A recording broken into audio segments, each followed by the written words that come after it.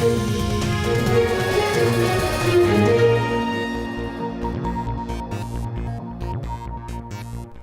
good evening. Welcome to News Tonight on Rajya Sabha Television. I'm Aishwarya Kapoor with you, and in the next 30 minutes, I'll be getting you all the news and updates from across India and the world. So let us start with the bulletin. The number of COVID-19 cases in India reached 49,391 on Wednesday. Of these, 33,514 are active cases, 14,183 patients have recovered, and in total 1,694 deaths have been reported in our country. According to the Health Ministry, over the last 24 hours, 2,958 new cases of coronavirus have been reported and 126 deaths have occurred. The recovery rate in India has reached 28.72%. Now, let's take a look at the updates from the different states of the country. Karnataka on Wednesday announced financial package of 1,610 crore rupees for small and medium enterprises, handloom weavers, flower growers, washermen, barbers, auto and taxi drivers. A large section of migrant construction workers will also benefit from the scheme. On Tuesday, the Karnataka government had cancelled 10 special trains from the state for migrant workers, hours after builders met Chief Minister B.S. Yediyurappa to apprise him of the problems to the construction sector in case they left. Karnataka has 3 districts in the red zone, including capital city Bengaluru. The state has reported 692 coronavirus cases so far, including 29 deaths. It is the responsibility of the industrialist. They have to make the arrangement for the transportation of the workers. That is a condition, and they have to take the precaution of laborers regarding hand sanitization concern, compulsory mask is concerned, and social distance. Everything we put a conditions. In Madhya Pradesh, Ujjain emerged as another hotspot after Indore. The city recorded a surge of over 21% mortality rate, with 40 of the 195 registered patients losing their lives, accounting for the highest mortality rates in the country. Number of coronavirus cases in Indore rose to 1,681 after 27 more people tested positive in the last 24 hours. 81 people died in the city. The state has over 3,000 confirmed cases and has reported 176 deaths so far, the third highest after Maharashtra and Gujarat. Mumbai's civic body withdrew lockdown relaxations in the city, allowing only essential services from today in view of the increased number of COVID-19 cases. The number of coronavirus patients in the state increased to 15,525, the highest in the country. Mumbai is the worst affected city by coronavirus pandemic. Maharashtra's capital alone has nearly 10,000 COVID-19 cases. Meanwhile, the Pune District Administration will ramp up testing in the 5 worst affected wards of the Pune Municipal Corporation. 34 of the 36 districts in Maharashtra are affected by the novel coronavirus disease, with only Gadchiroli and Wardha being in the green zone. As many as 617 people have died in the state. Health Minister Harsh Vardhan has expressed concern over the growing number of cases in the state. In Gujarat, the number of COVID-19 cases reached 6,245 after 441 new cases were reported. On Tuesday, the state reported the highest single-day positive cases and deaths of COVID-19 patients so far, with 49 deaths. Of these, Ahmedabad accounted for 349 new cases and 39 deaths. Vadodara reported 20 new cases and Surat 17. The Gujarat government on Tuesday also received the permission from the centre to conduct solidarity trial for COVID-19. The solidarity trial will compare 4 treatment options against the standard of care to assess their relative effectiveness against COVID-19. Case का number बढ़ना वो कोई खतरनाक नहीं है, लेकिन case को जल्दी से जल्दी डायग्नोज कर लेना, समाज में उसके कॉन्टैक्ट्स को कॉन्टैक्ट ट्रेसिंग से पकड़ना और उसको तुरंत आइसोलेट करना, समय पे अस्पताल में लेकर जाना, ताकि मोर्टालिटी जो है किसी भी कीमत पर वो हमारी ज़्यादा नहीं होनी चाहिए। इसके बारे में हम लोगों ने उन्हें कहा है। इसके साथ साथ हमने उन्हें ये भी कहा है कि देश में जो हमारे ज़िले ग्रीन जोन में है, प्रभावित नहीं है, हमको ये भी सुनिश्चित करना है कि वो अनअफेक्टेड ही रहें। In Delhi, 30 border security force jawans were shifted to Jodhpur after they were found positive while being on duty in the national capital. The total number of positive cases in Delhi stands at 5,104, of which 205 cases were reported on Tuesday. Health Minister Satyendra Jain has warned strict action against shopkeepers if they fail to follow COVID-19 guidelines. The Telangana government extended lockdown in the state till May 29th. Curfew has also been imposed from 7 p.m. to 6 a.m. every day across all 33 districts. Non-essential shops in the state will remain shut in red zones. According to data maintained by the centre, coronavirus has infected around 548 doctors, nurses and paramedics across the country so far. And in some other important news, India launched its biggest repatriation program, Vande Bharat Mission, from Thursday to bring back thousands of Indians stranded in various countries due to the lockdown. Foreign Secretary Harshvardhan Shringla on Wednesday held a video conference with state chief secretaries where he said senior level officers have been deputed for each state to coordinate the exercise. Shringla also listed out the names of the MEA officials deputed for respective states. In the first phase from May 7, 2020 to 13th May 2020, the Vande Bharat mission will bring 14,800 Indian citizens from abroad. 1.4 crore people holding Indian passports are living abroad. Shringla said the first phase of the evacuation will give priority to the elderly, pregnant women, patients with urgent medical cases, and those facing bereavement in India. However, he added only Indian nationals will be brought back and not OCI card holders. 64 Air India flights will be used in the first phase of the evacuation. The Indian Navy has kicked off one leg of the evacuation exercise called Samudra Setu by dispatching 15 ships to evacuate Indians stranded abroad. And British nationals stranded in India amidst the international travel lockdown left for London in a special aircraft on Wednesday. A chartered British Airways flight carrying British nationals of Indian origin departed from Sri Guru Ram Das Ji International Airport in Amritsar for Heathrow on Wednesday morning. On the 30th of April, UK had announced 7 flights from Amritsar departing daily from 5th to 11th of May to bring British travellers home. Before leaving for London, passengers thanked the Government of India and local authorities for their help. They also appreciated the steps taken by the Indian government to contain the virus in India. Till now, more than 50 UK government chartered flights have brought thousands of British travellers home. An estimated 35,000 British nationals are currently in India, out of whom over 20,000 have contacted the British High Commission to say they wish to return to UK as soon as possible.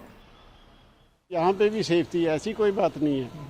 India government भी look after कर रही थी सभी की, ये नहीं कि हमारी है। वो हमारे गांव में आते थे, 1 मंथ दिखा उन्होंने, और सबको राशन की भी ज़रूरत है तो वो लोग टेलीफोन करके पूछते थे। मैं अप्रिशिएट करता हूँ, ऐसी कोई बात नहीं है।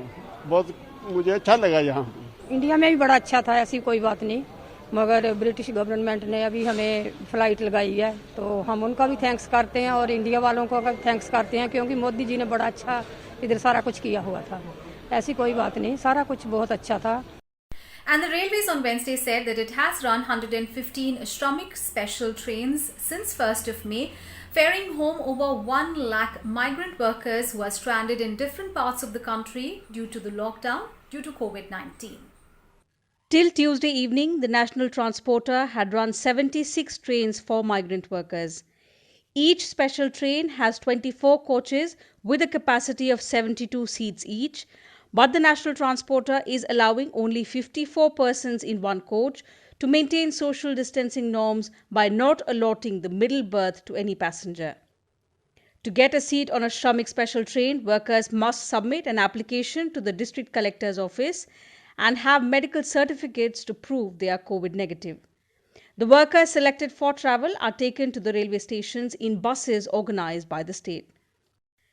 The Karnataka government on Tuesday had cancelled 10 trains from the state, which were planned over the next 5 days. However, it said 3 trains would depart from Bengaluru for Bihar as planned.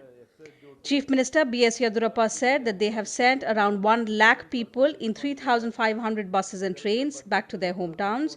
He also appealed to migrant workers to stay as construction work has resumed now in the state. Telangana Chief Minister K. Chandrasekhar Rao said on Tuesday that migrant workers cannot be sent all at once to their home states and appealed to them to prefer staying back or wait till transport arrangements can be made. He said 11 trains carrying migrant workers left from Telangana on Tuesday. 5 of these trains departed for Bihar, 2 each for Uttar Pradesh and Madhya Pradesh, and 1 each for Jharkhand and Rajasthan. More than 7,000 migrant workers have travelled to their home states from Maharashtra in Shramik special trains since the 3rd of May. So far, from Nashik Road Station, 847 migrant workers have travelled to Lucknow and 314 have gone to Bhopal. From Bhiwandi Station, 1,104 workers have travelled to Gorakhpur and 700 have gone to Jaipur in Rajasthan. From Nagpur, 977 workers have travelled to Lucknow and 1,200 travelled to Lucknow from Akola. From Vasai Road Station, 1,200 workers have travelled to Gorakhpur. On Tuesday evening, 1,200 workers also set off from Kalyan to Darbhanga in Bihar. Among the receiving states, Bihar has accepted 13 trains with 11 more currently on the way and 6 scheduled, while neighbouring Uttar Pradesh has received 10 such trains and 5 more are on their way, while 12 are scheduled.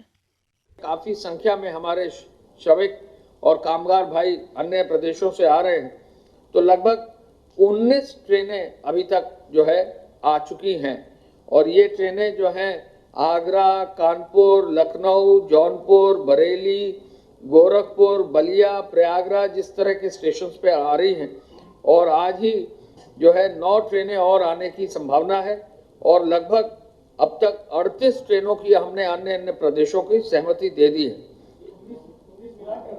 और जो श्रमिक रह गए हैं लगभग 30,000 उनको roadways की बसों से लाने का सहमति हरियाणा और हमारे प्रदेश की हो गई है। एक दिन के अंदर संभवतः उस कार्य को भी हम शुरू कर देंगे। आज की तारीख में लगभग 10,000 लोगों का एक्सचेंज राजस्थान से उत्तर प्रदेश और उत्तर प्रदेश से राजस्थान रोडवेज की बसें, उनकी रोडवेज की बसें और हमारी रोडवेज की बसों से हो रहा है। ये भी बताना चाहेंगे जो ट्रेन आ रही है बहुत सुरक्षित रूप से जो है लोगों को उतार के उनका मेडिकल परीक्षण कराकर और फिर उनको भोजन कराकर उनको बसों से उनके निश्चित गंतव्य स्थल यानी उनके अपने गृह जनपद भेजा जा रहा है।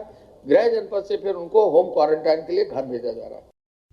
Jharkhand has also accepted 4 trains, while 5 more are on their way to the state. Odisha has received 7 trains and 5 are on their way to the state, with 1 more such train scheduled.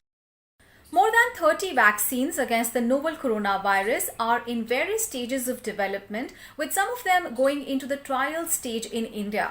Prime Minister Narendra Modi was informed about this on Tuesday during a meeting of the task force on the novel coronavirus vaccine development. Prime Minister Modi, who chaired the meeting, took a detailed review of the current status of the efforts in vaccine development, drug discovery, diagnosis and testing. According to a statement released by the Prime Minister's office, Indian vaccine companies have come across as innovators in early stage vaccine development research. The statement further said 3 approaches are being taken in drug development in the country. These include repurposing existing drugs, under which at least 4 drugs are undergoing synthesis and examination. Next is the development of new candidate drugs and molecules that is being driven by linking high performance computational approach with laboratory verification. And along with these, the third approach is the examination of plant extracts and products for general antiviral properties. In diagnosis and testing, many research institutions and startups have developed new tests both using the RT-PCR approach and for the antibody detection.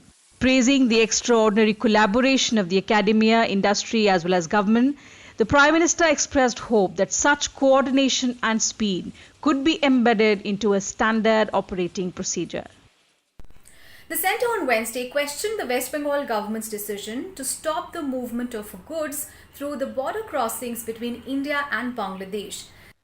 Union Home Secretary Ajay Bhalla wrote to West Bengal Chief Secretary Rajiv Sinha asserting that the move could jeopardize India's international commitments to the neighbouring country. Bhalla said the unilateral action of the West Bengal government to stop cross-land border movement of essential goods would have larger implications for the Indian government with regard to its legally binding international commitments. The Home Secretary added that by doing so, West Bengal was not just violating the Ministry of Home Affairs orders under the Disaster Management Act, but also the Constitution of India. There is no data breach in the Arogya Setu app. The developers of the contact tracing application have clarified in a statement posted on its Twitter handle. Responding to the privacy issues raised by a French ethical hacker, the Arogya Setu app developers explained how it collects and manages location and user information. This is by design and clearly detailed in the privacy policy. We fetch a user's location and store on the server in a secure, encrypted, anonymized manner at the time of registration, at the time of self-assessment, when a user submits their contact tracing data voluntarily through the app, or when we fetch the contact tracing data of a user after they have turned COVID-19 positive. No personal information of any user has been proven to be at risk. We are continuously testing and upgrading our systems. It assured the users that no data or security breach has been identified. On Tuesday, French hacker Robert Baptiste, who goes by Elliot Anderson on Twitter, raised a security issue in the contact tracing application. The statement also thanked the hacker for engaging with them over the concerns. A day after Prime Minister Narendra Modi urged the global community to fight against terrorism and fake news at the non-aligned movement, Vice President M. Venkaiah Naidu called out Pakistan for continuing to abet and promote terrorism in India.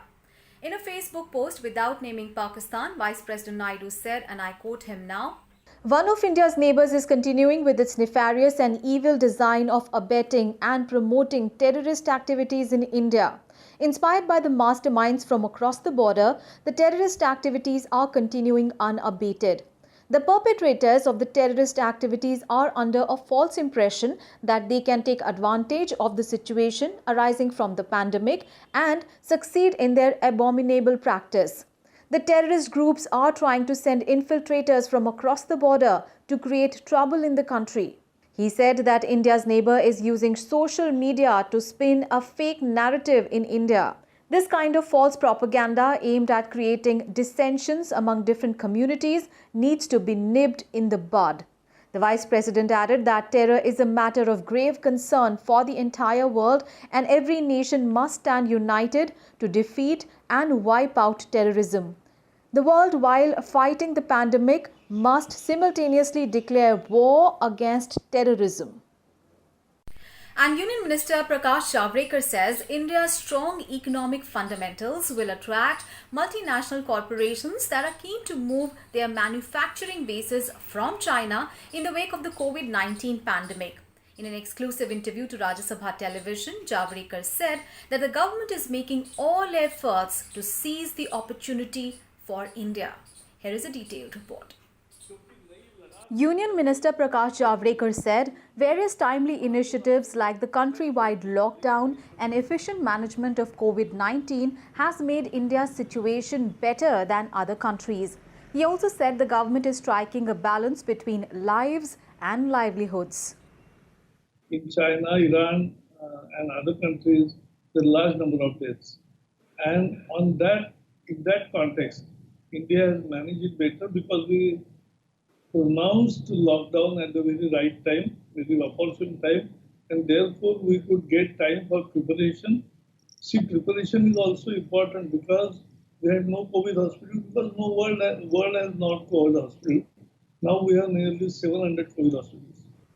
Javadekar, who heads the Heavy Industries and Public Enterprise Ministry, promised support to the COVID-19 hit auto industry after the lockdown is lifted.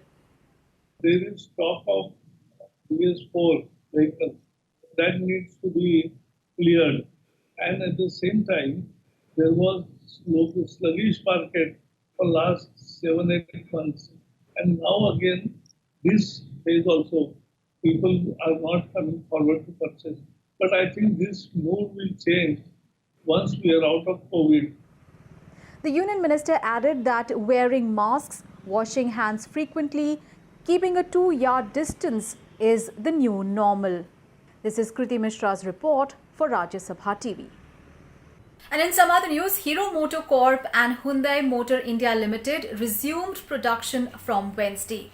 This comes after Centre allowed gradual resumption of economic activities in areas that have been identified as green and orange zones. While Hero MotoCorp has resumed production at 3 facilities across India, Hyundai has started its Chennai-based factory. Mercedes-Benz India also resumed manufacturing operation on Wednesday after weeks of suspension. Maruti Suzuki is also likely to resume operations soon. Ford and Volkswagen are expected to start manufacturing in the second half of May. In the last week of April, MG Motor India Limited also started manufacturing vehicles at its Gujarat-based factory. India is expected to make 50 to 70,000 cars in May, with most car makers operating at 20 to 30% of production capacity after zero production in April. And now the global update. Amid a declining trend in new COVID-19 infections and fatalities, several countries continue easing their lockdown restrictions and reopening their economies. Italy has started easing nationwide lockdown measures since Monday. Around 4 million people have resumed going to work. Parks and public gardens in Italy have also reopened. People are allowed to travel locally and see their families, with restaurants and cafes now accepting takeaway orders. Spain also continues to gradually ease lockdown restrictions. Restaurants, small businesses, beauty salons and paper shops have resumed services. People are allowed to use metros and other public transport to work, but it is mandatory to wear masks while using public transport and in shops. A Dutch restaurant has started a unique trial of glass booths for dining. Small glass cabins have been built for 2 or 3 people. Waiters wear gloves and transparent face shields and use a long board to bring dishes into the glass cabins to ensure minimal physical contact with customers. However, the concept is currently being tried only for a family or friends of the owners. Dutch restaurants are closed to the public until at least 19th of May. However, they are allowed to operate for takeaways. Meanwhile, certain industries in Asia are experiencing a boom as people stay at home. Online shopping in South Korea posted a double-digit growth in March as consumers avoided outside activities and made more of their purchases online. On Wednesday, South Korea also relaxed certain social distancing measures. Schools and museums have reopened in view of the falling numbers of new coronavirus cases in the country. Thailand also started reopening some business facilities and public sites this week. The country has been reporting single-digit daily COVID-19 cases since the beginning of May. Globally, more than 2.54 lakh deaths have been reported due to COVID-19 and over 3.7 million people have been infected with the disease. The United States has witnessed the highest death toll at 72,284. It is followed by the UK at 29,427, Italy at 29,315, Spain at 25,613 and France at 25,531. And with that, we come to an end of this edition of News Tonight. We'll see you tomorrow at the same time with all the day's big stories. Thanks for watching. Good night and take care.